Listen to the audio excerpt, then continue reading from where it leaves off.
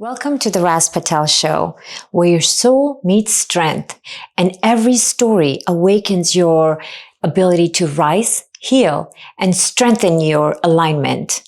Thank you for joining us today. Lights, camera, power couple. Today's guests are not just a vibe. They're a movement from dominating reality TV to building a business, raising a family, and championing mental health. They do it all. Unmatched style, heart, and hustle. You've seen them light up your screen on their own hit, own network series, Love and Marriage DC, where their authenticity, love, and leadership have captivated audiences nationwide. Married for 29 years, they built an empire rooted in faith, family, and fearlessness. Whether they're turning heads on the red carpet or turning up for the community through their Jamie Tyler Foundation and Mentally Fit campaign, the couple proves that power and purpose can absolutely coexist. Please welcome the unstoppable, unshakable, unforgettable Jamie and Erana Tyler. Hi guys, lovely to see you today. Hi, thanks for having us. Of course, you kidding? You look amazing. Beauty goes coexist, right? Look at us, women power, and look at the handsome guy right here. Handsome guy. No, we wanted you to stand up. Perfect. She knew what to do. Yes. So, Erana, Jamie. Yes. I am just amazed about your show with the reality TV with Love and Marriage. And that hit home to me. And the fact that you've been married for 29 years. So let's go back to that. Yes. Okay. I want to understand with 29 years, almost 3 decades, take us all the way to the beginning. How did that happen and where you are now? Well, Where did you start? Well, Jamie and I met at work. We both worked for corporate America, and my mom worked there. My sister worked there. It was like a family affair. And believe it or not, he was friendly with my mom and my sister first. I came in last. Okay. And I guess this beauty just caught his eye. She is beautiful. You are lucky. It's a blessing. And, he was very persistent. He wanted to take me out. He wanted me to go to lunch with him. At the time, I was dealing with someone. So it was like, no. And he had a young lady that worked with us kind of try to come between and say, hey, I got this guy that works here. He wants to take it. You know what he wanted. He knew what he wanted. Like I said, he was very persistent. We ended up going out to lunch, had great conversation. And then it just went from there, phone calls, meeting up at work for lunch, just hanging out if we could on the weekends. Wow. And what about you, Jamie? Oh, the story aligns? It's a whole lot more. I figured. I'm giving you guys the not the rated R version. Can you give us a little bit of the juicy juice? This is the early 90s. I'm young, my early 20s. And she's a little younger. And like she said, she was dealing with our oldest daughter's father. And, I was persistent. I was talking to her girlfriends, like, hey, what's up with Shorty? So they were working with me trying to bridge this gap of getting with Raina. And like she said, that one day we did connect. We went to lunch, and that just led to months and months of sneaking around, creeping around. I had to get a friend of mine's sister to drive my car to go get her to meet me. So you could just see each other for an hour, 2 hours, and take her back. So we did a whole lot. We spoke about hustle, see? Yeah. That's called hustling right here. That's definitely hustle. Tell her where our first lunch date was. Wendy's. By Pentagon City. In Virginia. Is that the best place so no one can see you and spot you? Is that what it was? It was close to work. But I think that was. So people couldn't catch us. Yeah. I figured. Yeah, we had to do a whole lot of maneuvering back in those days. Thank God wasn't social media around because somebody might have. And we didn't have cell phones. That's right. So we did have, you Pagers. had a pager. Yeah. So we had a code that we used. Call me back. I love you. I miss you. Oh, I think that was it, right? Amazing. So it was like 2 hearts or something. I can't remember. I can't remember. Yeah, Right. but But we the had fact you codes can on remember the to that pager. degree, wow. So when I wanted to talk to him, I would page him a code. If I wanted to just say, I'm thinking of you, code. I miss you, code. I love you, code. Yeah. And then there was house phone. So I had to get on a 3-way with my man's sister, call her, and then she had to sit on the phone while we talked. So much maneuvering. Yeah, it was a lot. It was a lot. But now fast forward, what do you think about all that, where you are? It was well worth it. 3 decades. Yes. It's well worth it. It was worth it. I want to know, how did you manage to stay together for 3 decades? And what made you stay? Because let me tell you, it's a hustle, it's a struggle, and not every day is going to be peachy. So give us a little bit of an insight of who you guys are. What's the power couple like? Well, we have different personalities, as you can see. He's the more outgoing person. I call him the extrovert. I'm more of an introvert. I'm laid back, but I don't take no shit. Right. You know, I work behind the scenes. I work in the scenes too. I'm the connector as well as he is as well. So we kind of have a lot of things in common as well. We're both hustlers. We both want to get things done. We both want to see, us prosper. We want to do great for our family, invest. What would you say? We do a lot of things that are in common. Yeah, I mean, we just work well together where things are I lack, she picks me up, and vice versa. I'm the guy that's going to push her like to get more out, get in these events, these networking events, and I want to say TV came from me because I started doing the TikToks during COVID. And, Okay. And that's how it all started. That's how it all started. So explain to her exactly how it tell. started. So we were popular in our own right in the DC area, just from me being in law enforcement, she being the fly fashionista she is, and we were social before Instagram and all that. So once we got on TikTok in 2020, our videos started going viral. Interesting. So they're seeing this couple, this style, and it's still funny and human and. So the video, the TikTok was with you two together. Oh yeah. We started during COVID. Got it. Everything was shut down. It was nothing else. And you're just trying it because you were bored, or someone told you about TikTok and how much money they made doing TikTok. Yeah. And he was like, "Oh no, we need to start doing content." Wow. So when we started the content, I think we was out of the country. We were in Miami. We were in Miami when we started. And we started a couple, videos. Didn't know really what we were doing. Yeah, but you just we were so new to it. Yeah. But he was so into it. He would follow what others were doing, what was trending. What people wanted to see. He likes to research. And he just kept coming back, and said, "Well, let's try this." Yeah. No, that's not really getting a lot of viewers or followers. Let's try this. Yeah. So he's the one that really started everything and got me working and. So from that, you're combining your personal life into this whole reality TV, the own network of love and marriage. Take us to that journey where you balance your real life when the camera is shut off.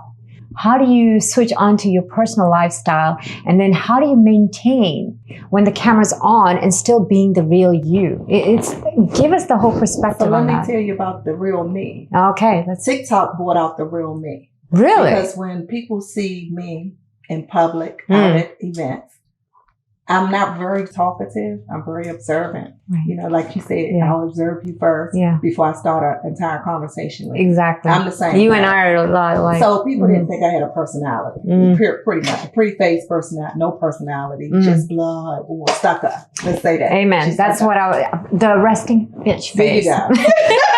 Really, I'm just watching and observing. I get you. But so the TikToks brought something out of me, who I am really. I'm fun too, and the skits, I'm making fun of things and, people are laughing at us and they're saying, well, I never knew Erana was that person. Wow.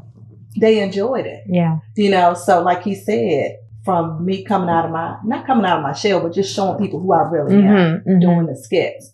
That's how a lot of the people were connecting with us. And we had people reach out to us before Love and Marriage DC to do reality TV. Yeah, yeah. You know. And when was this actually? When did you join? We joined Love and Marriage DC. What year was that? 2021. Okay. 2021. So you've had people call you before 2021, sort of, or around that time frame. As the skit, we started doing the skit. People were noticing us. And that was it. And they were reaching out to us saying, hey, are you guys interested? It was one show, one producer that reached out about real estate. They wanted us to do a show involving real estate. It was an HGTV show. Yeah. And he was legit. He was based in LA. Yeah. We got on a Zoom with him before.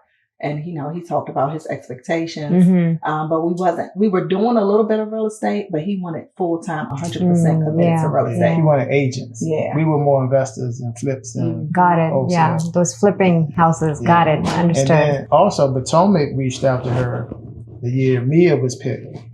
And we sat there and did the casting interview. I felt it was pretty good, but I think at the time I was still working, and I don't know if they wanted to touch that law enforcement. Right, yeah. So they picked Mia, which was ultimately a blessing because... But no, it wasn't because you were police. It's because he didn't like Bravo. Okay. So I remember it like it was yesterday because I had several interviews. I went all the way up to the executive to meet with them, and we were heading to Mexico. And I remember him saying, I just don't feel comfortable because it's too much drama, the bickering. And then when people already hurt, I had news travel fast. Oh, yeah, yeah. Even before you get selected for a show, if someone hears anything about you joining a show, drama starts. They start and putting it on the blogs. They had our house on the blog. This is the new couple before we even signed a contract. So how does that make you feel, though? The fact that you're now on the spotlight. Oh, yeah. Right? It's a lot. So take us to that. You're on that spotlight. You're in the reality TV. Now, how do you manage the balance between your couple day-to-day relationship versus the reality TV, the screen relationship versus what the background noise that you're talking about? How do you manage those three elements? Well, I can speak for me because I come from law enforcement. Right. I'm in confrontation, and I'm not the guy to sit back and argue with you over an app. I'm used to in-your-face arguments. So when I read it, it's like, I dare you talk to me like, you know who I am? Like, give me an apple. Yeah, absolutely. So I had to get out of that because I was finding myself fighting in those comments every platform. It's a tough situation. Yeah, and then, you know, season 1 was a little rough for me because I was still working, and I really wasn't interested in the game of reality TV, the bickering and all that. If I don't like you, I'm not going to be around you. Why are we going to be around each other to argue and make up and then do it again tomorrow? But she wanted to do it, so I was going to support her and do it. So season 1, I found myself being extra, you know, for the cameras, because that's part of it.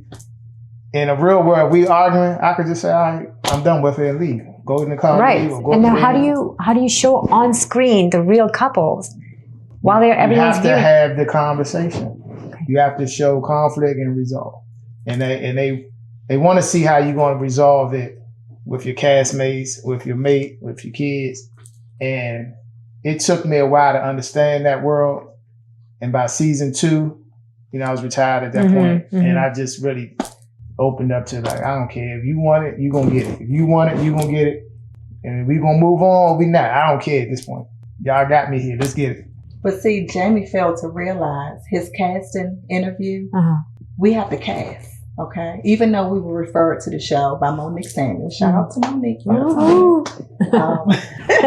We had to still do a casting interview. Right, we had of course. to do a couple of them. So you're being yourself. They want to see who you are so that they know who they're dealing with. Of course. You know, okay, we like this couple. Very outgoing. The guy's, you know, outgoing, and he gonna talk his shit. You was talking your shit. So when we started season 1, after the casting, he kind of shut down. And I know we both are new. We were both new at reality TV, but that wasn't who they saw in the casting interview. So they're trying to pull it out of him. Like, where is this guy? The real guy. That we casted that had all his mouth and was, spicy. So what happened? But I was still working. I didn't retire for 4 or 5 months after the show hit the air. So all I'm conscious is I don't want to be this idiot on TV and a police officer, because it's going to come on while I'm still walking around you're self-conscious. That's what it is. Yeah. So that's why second season, you just let it go. Yeah. I was trying to protect my image, not knowing editing is going to make you who they want to make you. And I found out real quick. That line right there, they're going to make you what they want to make you. Facts. Now that, viewers, is where I'm trying to get out of you to understand. How do you manage that? How do you manage to make sure that you're still showing yourself who the real you are, even though they're going to edit, versus the one who's behind the screen? Right. That is the real you. How do you manage those two? So for me, I just made it clear season 2 and beyond, I'm not trying to figure it out no more. I'm going to say, I tell you, I bit my tongue a lot amongst the cast to save our friendships. Because she knows once I go, it's over. So you see some scenes where it is what it is. It just, whatever was going to happen, happened. And just season 2 and 3, I just felt like, you know what? Good, bad, and ugly, you're going to get it. So give us a little bit of stories on the fun times on TV sets versus when you were dealing with drama on the TV sets versus the background noise when you had to go back and get in bed with each other. How are you handling all those aspects of it? It's a lot of draining situation where it takes the energy out of you. Right. And we film a lot. We may have 2, maybe 3 filming segments that we're doing each day. We were filming from Tuesday through Saturday. So we had Sundays and Mondays off. So the scenes that we were filming, to me, that were fun were with the family because it's really no drama. I mean, we got the kids. We have older kids, adults. We may have some going back and forth with them because we want them to do great, and sometimes they're not. I hear you. I hear you loud and clear. That's a little drama, family drama. It's not bad. That's expected. And then some of our close friends or our friends that's on the show, genuine friendships, going out, hanging out with them. Those were some fun scenes. The support you need. But a lot of the fun scenes didn't make it because you know how reality TV is. They want the juice, the drama. And the drama. So that kind of takes over the show. So it was a lot of fun scenes. There was a lot of great awareness scenes. Jamie had a colonoscopy that was filmed from the beginning of, when we left the house. They went into the operating room. Wow. Followed us all the way home to talk about his results. And I thought that would have been a great, to bring awareness to, to get your checkup. About your health and men really don't want to go to the doctors and get checkups. Well, that's a huge topic. That would have been something great. And it was funny because I was still under the anesthesia when I came out. So I was talking crazy. You were a little delirious. Yeah, they were laughing We at had me. the cameras in the car with us. We were having a conversation and he was out of it. Wow. But it would have been a great scene. Yeah. I did a breast cancer awareness fashion show. Amazing, great. Vivian, Vivian, yeah. At Vivian store in Bethesda, Montgomery Mall. Yeah. Beautiful. I had cancer survivors that were models. Bless you. Yeah. We wore pieces from Vivian store.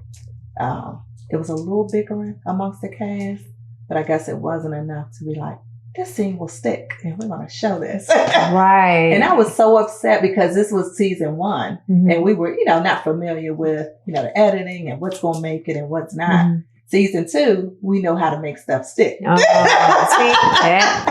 as a husband and ready. wife, we'd be like, look, if we got to turn up and do what we need to do, we can do what we need to do. So tell me about that, the turning up and working together. See, as season 2, you learned that. Sure, go ahead. I was going to say, that answer your third question about once it's over, how do we get back to normal? Yes. Because it's called clocking in and you clock out. And season 1, I didn't understand it. Right. Because I didn't want to clock in at all anyway. And I had to be in these conversations with her. So season 2 and 3, the scenes if the ones that did stick where we're bickering, I might have carried it a little bit after they left, and I was like, I'm still like, and then it was like it was over with a few minutes later, back to business. See, but that's the thing. You have to know in your own point that this is just something you just have to roll off your back. That it's not a do or die situation, that your strength with each other is more important. Right. That strength, where did you get that from? 32 years of... Yeah, that 32 years, how are you managing that? Because there are people who are married for 5 years and they're done. 2 years, they're done. 6 months, they're done. Yeah. So how, even people who have been married for 30 something odd years, they're done. So what keeps you two together? I think, you got to remember, we met in our 20s and we have 3 adult kids now, 1 with a disability.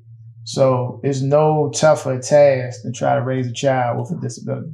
So at the end of the day, all your issues, you got to put those to the side because he's the priority to get him to where he is today. So a lot of those tough years, we might go sleep in this room, you sleep in this room, a couple of days go by, then we get back together. So it's the patience. And we've been patient, sacrificing. We've been there, done that. Nothing that they put out, false rumors, false information is going to break our bond. We have a strong marriage, strong bond. Like you said, we've been together over 37 years.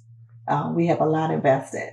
I'm thinking also too, people who have been in their marriage, been married for 5 years, even 10 years. If you know that your marriage is rocky and you already having issues, why come on reality TV? Yeah, why? Because it's going to bring those issues out. And if they haven't been resolved, that's going to be a problem. And then you have the people on social media that's going to pick your marriage apart. Of course. They're going to bring up old dirt. Yeah. And the next thing you know, you're not together anymore. We've seen it happen with cast members. Well, it's going to accelerate your breakup, right? So let's talk about that, what you mentioned. It's a key point. Mental health, right? Because if you are not able to stay together, right? And let's focus on the marriage and love, and because you have a strong bond, which I really, really admire. Being married for 26 years, I get it. And it's a lot of background noise and so forth. But that mental health, that ability to stand together, the patience, whether you have children who have disability, whatever, what are the key elements that you can tell the listeners that these are the steps you need, or this is the process that you followed in order to get where you are with each other? You call it mentally fit. Yeah, talk about that, please. I just for me personally, being in law enforcement, I've seen a lot, done a lot, and dealing with Raina and any bickering we might have, nothing could compare to the terrible things I've witnessed. So how I practiced my mental health was, exercise. Okay. We do a lot of date nights. We just do things to take our minds off of the noise, especially during filming. You literally have to get off the phone, which he doesn't do. He does not unplug. You have to media. get off. Don't let him tell you. Such an addiction. Such an addiction. He does not. You have to get off. Because your mind is always running. Yeah, you're always interested to see what people saying about you, especially when it's Saturday night at 10 o'clock or 9 o'clock when the show go off. Is Twitter, YouTube, this channel. They do recaps. So to protect your mental health, you just got to unplug. And the unplugging is exercise for you. For every day. But he doesn't unplug. That's what I'm trying to tell you. I do unplug. You do not. He stays on social media. He wakes up on social media. I think the unplugging comes from you to help him. I do. And I tell him because I think Jamie likes to go back and forth with people. Yeah. I think that's something he likes to do. Yeah. And it's okay, but sometimes I have to tell him, don't talk. Right. Don't go back and forth. You don't have to answer to anybody. You don't have to answer to everybody. Yeah. You know what I'm saying? Jamie is very, but he's very overprotective with his family. Right. Especially me, Jason, his kids. Yeah. Which is a great skill to have. Great. Yeah. Very overprotective. Yeah. So if they mention me, if they mention our kids, sweet. He's going from 0 to 1,000. Yeah, that's true. Real quick. That is true. So sweet. Yeah. And maybe that's why I look, because if the episode may involve something they could talk about her or the kid, I'm gonna go to the depths of hell if you play with me. Jamie, though, you're on reality TV, though. I know. So you signed up for it. I know. You signed up for it. I know, but like I said, I'm a Taurus, so it's and I'm from DC. So my hubby's a Taurus. I get you already. Oh my goodness. He's a May Taurus. So now you know. He's a May Taurus. May 2nd. I get it. That overprotection. Yes. I get it. So I know they're entitled to their opinion. I overlook a lot of it. But when I see that one that I can't, I'm gonna get you. And they know it. And I think But don't you think that's what they want, is to rile you up? Absolutely. How do you not feed into it? Sometimes I got to give it to them. And the thing is, they'll do screenshots of him commenting back and forth with that individual. Oh my and God. say, oh, Jamie's responding to me. Yeah. They get a kick out of it. Now, me, on the other hand, I unplug. I came off of Twitter my second season because it was messing up my mental. I could not take it. I remember season 1. I was never on Twitter until I got on. So you just turned it off? I mean, when I started reality TV, they wanted the cast members to tweet live with the, fans when the show was on and after. I would be in sweat, like anxiety would be Bless you. to the roof. Yeah. Because people are, like he said, are going back and forth over a 45-minute clip episode. Just making up anything. If he yells at me, if we have a disagreement, an argument as a married couple, they do. Yeah. It's normal. They'll say he's beating me. Yeah. That's what they you said. Serious? You're in an abusive relationship. Imagine. Blink twice if you need help. And I'm like, he's never put his hands. So you have to listen to stuff like that. And you know that he's a good husband and very supportive and loving. But you got people out here in this social media world that's putting him as a because they don't want to picture him as a good guy, right? So those it doesn't things that would upset me. Yeah. So I would completely just come off social media. I came off Twitter completely. I was like, never again. That's the smart way to do it, because then you can still focus on the reality TV, but just turn off the white noise. What they saying behind my back, I don't have to see it. They're going to talk because, again, we're public figures. We're on a TV show. And we're out too, so people are seeing us. They make up whatever they want to make up. But I don't want to see that. I don't want to hear anything about it. So, thank you for sharing that. That's huge. How do you clearly you enjoy the spotlight. You love the screen. I mean, that's why you're in it. And you've done so much with the modeling and other movies and so forth. Do tell the listeners about your other movies you've been, projects you've been in. I don't want to tell them everything on your behalf. Yeah. So one of my biggest projects was Double Cross. It was a series as it started on WeTV. Okay. I went out to LA and Jamie went with me. It was all black TV and WeTV, right? And Prime, I believe Prime as well. So they called me, and look, I'm not to brag about us. Right. We don't really audition for anything. Mm-hmm. We get calls,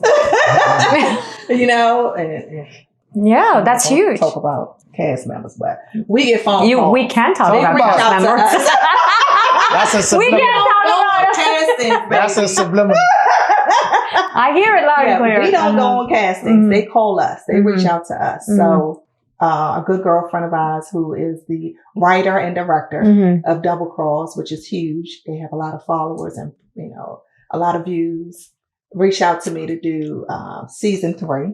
Nice. Flew both of us out to LA for a week. I filmed, but I got killed off. That's okay. You were there. People are still watching it, which is a good thing. So when they're following you out, you're the girl from Double Cross. They're following Great job. No acting skills, but I think I did pretty good, right?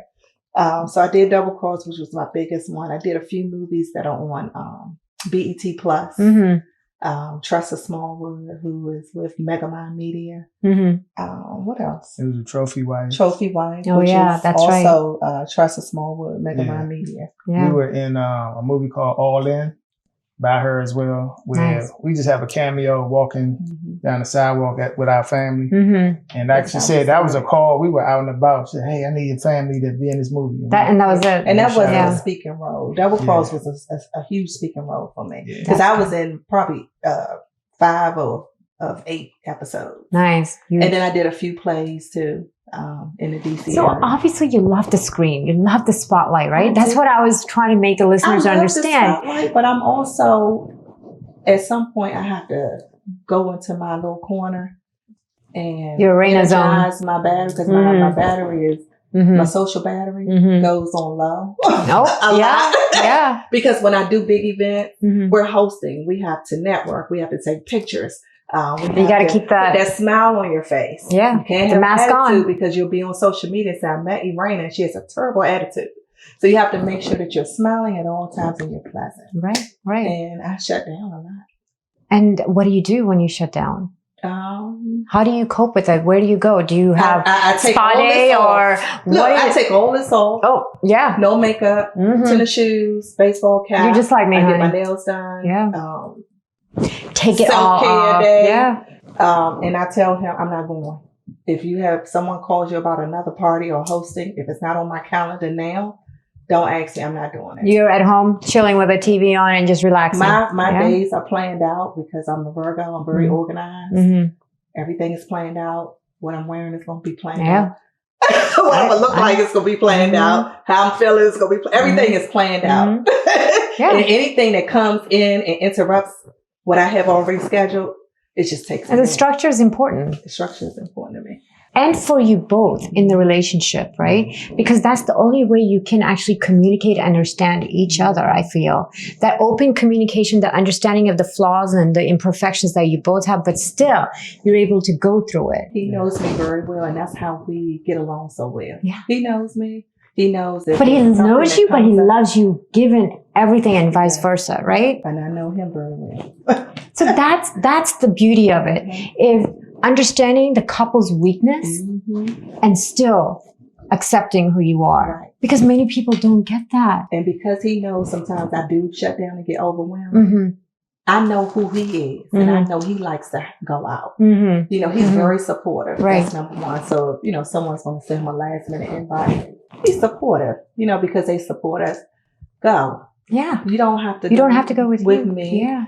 I know people are used to seeing us together as a couple, but you can go. Let me have my time and sit in my bed with my pajamas on and watch Netflix. That's me. With my glasses and my scarf. You and I, we're going in our PJs and chilling together. Yeah. So take us now, and thank you for this. Take us to your foundation. I want to hear a little bit about your foundation because, as you can see, with all the series of cycle that you've been through, having your own foundation and giving back to the society through the mental health fit, I believe. How did you come about that? Why the mental health and why the foundation? Just give us a raw understanding on that. Just kind of I said earlier, based on the show, had some tough scenes with my son where he made comments. Well, she brought it up that he talked to her about unaliving, as you have to say now, unaliving himself. And I was jumped on by my cast, and definitely the audience and on those social media apps, that I didn't take that serious. Now, when I say what I said, when I called him a spoiled brat, it was coming from my law enforcement background. I used to do homicide, so I worked on suicides. Right. And in my experience, most of those people did not want to be here. And they're not telling you. Yeah. We talk to their loved ones and they're like, but he or she was just normal. They didn't say anything. I can't believe it. And then when we get to the scene, it's a note. It's a text message that went out like, I'm gone. Nothing you can do about it. But our son was lashing out if he didn't have any money, if he didn't have gas in his car. His girlfriend broke up. It's not easy. We was like, so now you don't want to live no more? Well, I don't have nothing.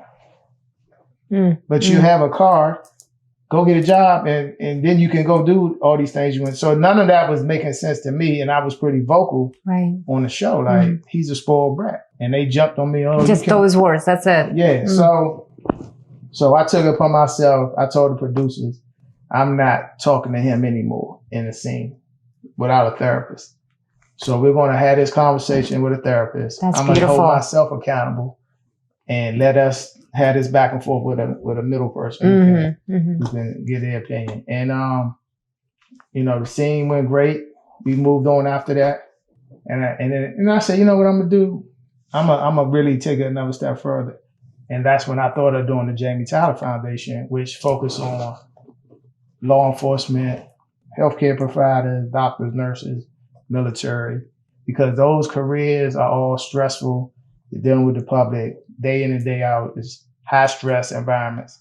And we're supposed to just bottle up. Oh, let me just go on to my family and be normal. Yeah. And what I used to do, and she'll tell you, for 25 years, when I had a rough night, like near death nights, I'm in the basement when I come on. I don't even come near her.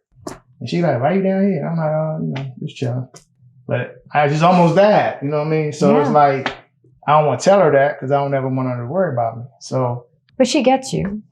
She yeah, understands. she left me alone. So that's a lot to, have in your brain. It's a lot to process. Yeah, and I wanted to break the stigma. I said, if I'm gonna have this limelight and this platform to, the world to watch, I'm gonna do something positive as well as far as breaking the stigma of those, and that's why you those create professionals not seeking that help.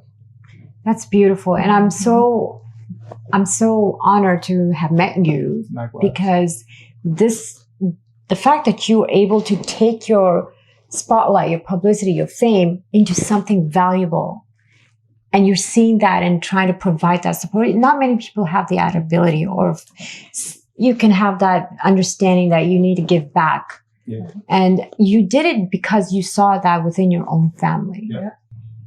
And that's huge because many people just give up, right? And I'm so deeply humbled and proud of you both because given that's something you enjoy. I mean, we're all in our entertainment business, but given that you still, push through because you love the entertainment business, but you understood how to utilize it and still stick together. And that's huge for me. Yeah. And for the listeners to say, no matter what, follow your dreams, follow your passion, but still support each other in those passions, right? Absolutely. I mean, he was a law enforcement guy, and then he still helped you to get to where you want. Right. Yeah. That's huge. Even as a law enforcement officer, he had to have an outlet. You had to have an outlet. And his outlet was entertainment. Yeah. Right. He was throwing the biggest parties in the DC, Maryland, Virginia, Miami, Vegas. And he didn't have to think about all the other roughness, and right? guess who was right there? You. Every time. Yeah. So, yeah, J&J Entertainment Group started 2009. I went to homicide 2012. But I was already a detective and I was already doing narcotics. I was already high stress environment. But when you start dealing with dead bodies and the families, it's a whole nother animal. And my entertainment world shut that off. So I could literally, like she said, be in Vegas with Floyd Mayweather and whoever else, and then come right back and work my case. Yeah, it's switching on, switching off. And that's why I'm gonna say they was hating because they couldn't mess with me on the job, and I was one of the biggest event producers in the whole area. So it worked for me. It got me through that career. I've been retired. It'll be 3 years this year. Wow, congrats. Yeah, I did 25 in 1 week. Huge congrats. But even when he was when he was working as a police, he was still able to support me in my business ventures. Yeah, see? I did network marketing for over 10 years. Wow. Left the government to do it 100% full time. And he would still travel with me. That's huge. When it was time for me to travel with my team and do seminars and conferences, he would come and support me and be with me for days and then go back home and go back to work.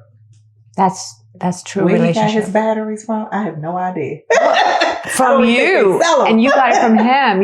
You channel each other's energy, and that positive vibes is both of you together, and that's what you're feeding off of each other. Yeah. I'm a type where I don't like to see somebody prove me wrong. You like the challenge. You don't think I could do homicide and throw events and go to my wife love the challenge and raise my family? Okay, we're gonna do it. And he did it all. Yep. Plus some. So hats off. Now let me ask you one last parting question for our listeners and viewers: Is there any advice you can give them to stick together through whatever you've learned? Just one or two messages that you have for them, and This is always my message. Keep people out of your business, your marriage. Don't share any personal information about you and your spouse that you don't want to get out. Yeah. Have a couple. We have couples that we trust, that we hang out with, we travel with, and our business doesn't go anywhere. But even with that, we know how to act in public. Whatever goes on in our house, we can do whatever we want in our house. Yes. When we go out, we know how to act in public. We don't share any beef or arguments on social media. We've been very good at keeping what we got going on in the house. Okay. That's what I recommend. Do you agree, Jamie? Yeah, absolutely. One thing I will say for me, maturity was big for me because in my younger years, I was the one who would not talk and just shut down and we just beefing. And then I go out, like she said, and I'm venting to whoever's going to listen about our stuff in our house. And as I got older, you know, you just learn, like, she been with me since I was 20. It's not that deep. You know, once you get older, you just realize what really matters out here. Yeah. And unfilter the other eye. I pray it happens earlier in people's lives, but for me, once I got a little older, it really set in, and then now we're just in a great place, best friends. Very seldom argue. Maybe a disagreement or two, but it's just like that. Well, he's a Taurus, you know what we go. I know the Taurus. Trust me. I would be screaming and then still nothing. I'm like, oh, forget it. Right. Because yeah, we gotta get the I'll go last punch word. bags somewhere else for now. That's my problem. I want the last word, and that's why I can't let those I apps hear get you. to. I'm like, I said stop, and then they say something. I say, and we go. I hear you. And we love our date nights. And our date nights really started when the kids were younger. But now our date nights are every day. Because he's retired and I'm an entrepreneur. So we can do whatever we want. Erana, that's a huge point you just made. If you can make each of your relationship like a new day, it's huge. Yeah. That date nights, the romance, and just feeling like you're a new person every single day, that carries the relationship forward. Yeah. Absolutely. Yeah. And with that, I appreciate you both coming on the... something for you. Oh, okay. Oh, yes. Jamie and Erana Tyler. We got gifts for you. Oh, my gosh. This is one of our first T-shirts we started with, the Mentally Fit Brain. Oh, thank you so much. And this is something you just throw on. It's a great conversation piece. I'm blessed. Thank you. People say, well, what does that mean to you? And then, you can just start a conversation. Thank you. I will be wearing that and I'll take pictures with him. That's sometimes I wear that in the gym and everybody's, what's that? How do I get one? So my partner and I, Dewan, started that last year and it's been going great. Thank you. Thank you. This is a blessing. And then we have our sparkling wine, Imperial 202. You and I are going to open that together. I hope you like demi-sec. Honey, is demi-sec. I'm all about that. Thank you so much. So Imperial 202 is a DC based brand. Yeah. It's been around a couple of years now. And you're ambassadors. Yeah. You both are going places, and I'm so blessed to have met you both. Thank you. Yeah. I already liked Jamie. Yes. The universe put me there. This beautiful lady is going to follow you on social media. Yes. Make sure I see. We connect because of our personality as well. This is who I am. And I love people, that are just open and easy. So I am so happy to have met both of you. He's a genuine guy. Yes. I loved him from day one, and now I love you, and I'm not letting you go. Yes. God. And with that, I thank you so much from the bottom of my heart for showing who you are and just sharing your story about relationship. Because many people need to hear that there's ways for them to stay together. Absolutely. And just laugh through the hardship. It's not like it was easy for you. You had your own baggage, but you overcame with all that. Absolutely. So thank you. And we'd love to have a bigger episode on other topics. But for now, appreciate you. And thank you for coming. Thank you so much.